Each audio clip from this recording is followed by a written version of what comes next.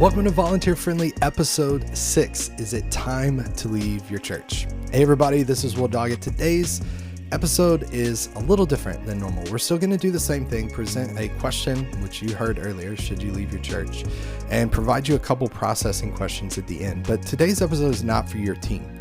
Now, I know the name of the show is Volunteer Friendly, and it's about people that are working with volunteers and production managers and worship leaders working to make Sunday happen.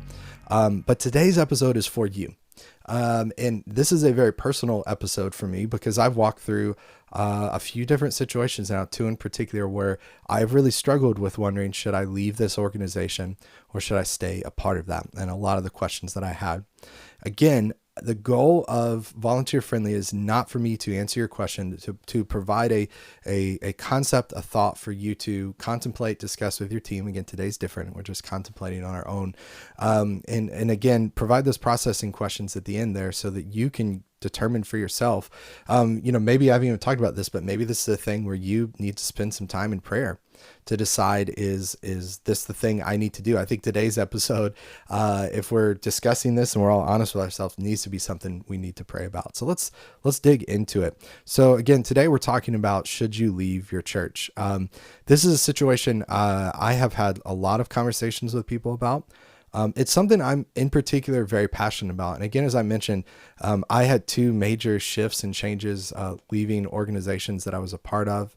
And even like the first job, really where I moved away from home, where I had these moments where I went, should I leave my current organization? Should I leave the current situation I'm in to move on to somewhere else? And if you've ever been in that situation, you know all those emotions that are involved in that.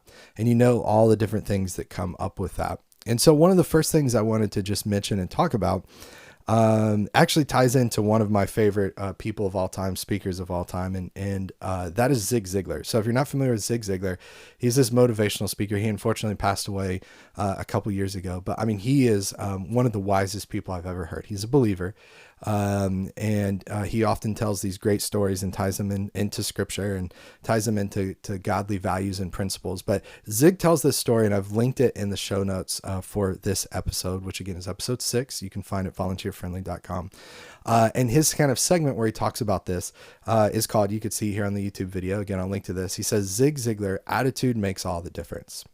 So Zig tells this story, I'll kind of quickly paraphrase, where he talks about meeting this woman that comes up to him and says, hey, I work in this terrible environment. Everything's awful and I'm ready to leave this place, but I need some kind of advice there. And so Zig walks through a couple things and asks her questions and tells her for, I think about a month or 30 days to wake up every morning and write out on an index card, all these things you're thankful for, all the great things that come with your job. You get healthcare, you get paid well, blah, blah, blah.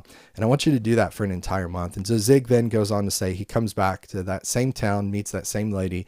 And about a month later, he goes, how's it going? And she says, you won't believe how those people changed. You won't believe the difference that how these people have turned around. And he kind of jokingly goes to say, because she focused on the good, she started to see the good in what the other people were doing and was able to stay at that place, and everything worked out. It reminds me of one of my favorite principles, something I practiced, is what you focus on is what you see. This idea of, if you believe your situation is awful, you're going to find the awful in everything. If you believe that this is a blessing and this situation is a blessing and it's good, then you're going to find the good in everything. And so I think a lot of times in our situations where we start to contemplate, should I leave this situation? Should I leave my church? I think we've got to first look at and go, is it just in my perception? Right? Is there something that's happened? Have I just become apathetic? Have I just become, feel like I can't be creative? Have I become bored? Is that what's happening here? Or is something actually going on? Is our perception of the situation because of our attitude? Here's the other piece of it though. An organization I was a part of, at one point when I was kind of considering leaving and discussing, they knew my previous history, and they knew that I had walked away from another organization and felt like there were some toxic things happening there and some things that weren't great. And someone in talking to me said, in the previous job, you said it was toxic and you left. And now you're trying to say this organization is toxic and you're considering leaving. But what's the one common denominator there?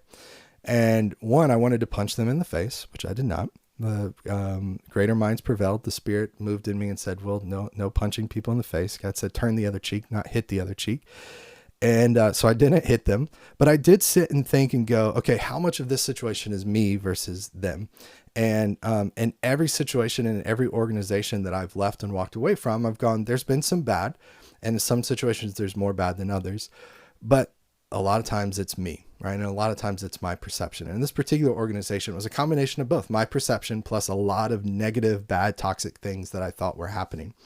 And so I think you've got to ask yourself, one, how much of it is the fact it's actually a toxic situation scenario? How much is your pastor really an egomaniac and ungodly and things are very bad versus how much of it is you? I do want to say a lot of us are in situations and in churches in particular, and it pains me so much and makes me so sad that this is the reality, but we do live in a fallen world. A lot of us are at churches with people that are in leadership that are not pursuing God, that are evil people, that are hurtful people, that are abusive people, and you really are in, truthfully, a toxic situation. Like really, legitimately, it's not your perception. It's not that you're perceiving things wrong. It's that you're in an evil place. You're in a place that is very toxic, very unhealthy, very abusive, and it just happens to be done in Jesus' name, which is, to me, some of the worst form of abuse. Two things I want to share with you. One, I'm sorry. And I hate that that's the way it is. And I hate that some of us are in those situations. Second thing I want to share, this book was truly a life-changing book for me. I try to share this book with anyone that I know that has experienced hurt on behalf of a church or is in a church that is, not great. The book is called A Tale of Three Kings, A Study in Brokenness. And again, this book is so incredibly powerful, and it's incredibly powerful because it looks at how God uses brokenness in people's life to shape them, to make them more holy.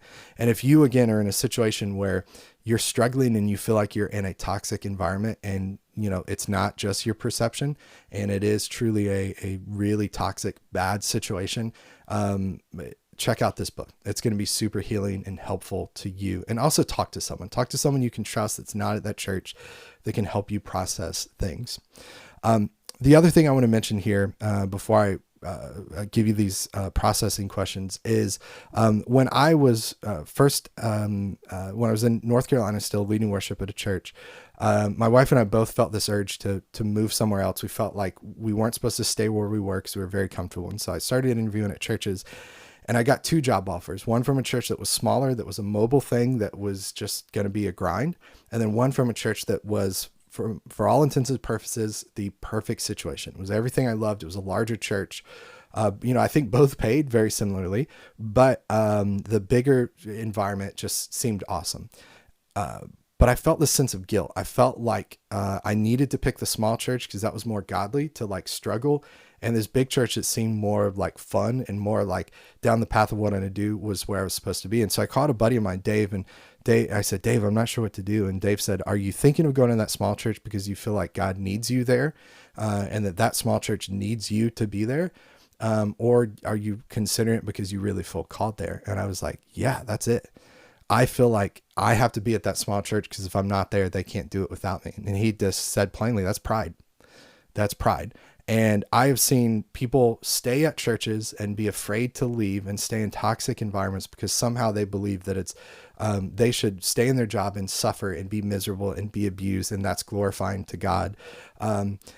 Or stay in a situation because they really believe, when you boil down to it, it's pride of them thinking that church needs them to be there because without them, that church is not going to succeed. And that's just not the truth.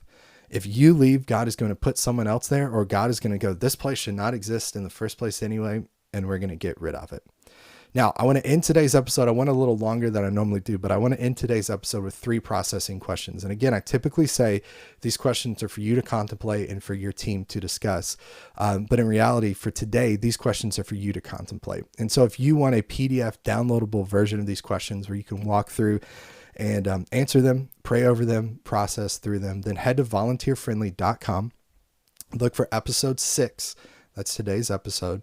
And you're going to find a button there where you can download the PDF version of this. But let's wrap up with these questions. Again, I went a little longer. We're supposed to be under 10 minutes. Went a little longer than I intended.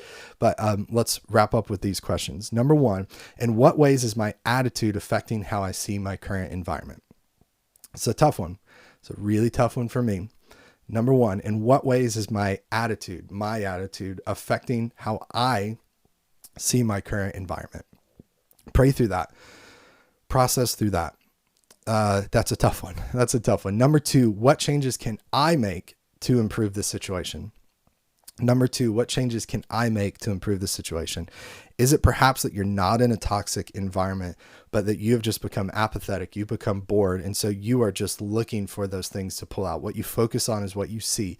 If you see a toxic environment, you're going to see everything as toxic. So number two, what changes can I make to improve the situation? Number three, this is a tough one. Is it time for me to leave my church? Number three, is it time for me to leave my church? Again, that's a tough one. That's one you're going to have to pray through. You're going to have to get counsel from a lot of people that are wiser than you, that have been in ministry a lot longer than you have. But it's possible that it's time. It's possible that it's time. So I hope that this episode's tough. This is a difficult one. But I hope that this is incredibly beneficial to you. This is not one to share with your team, or you could, because maybe it's something for them to pray through and process through. It's more for you. It's more individual. Again, if you want a PDF downloadable version of these processing questions, head to volunteerfriendly.com, search for episode 6, and you'll find those there. Hey, thanks for watching. Thanks for what you do.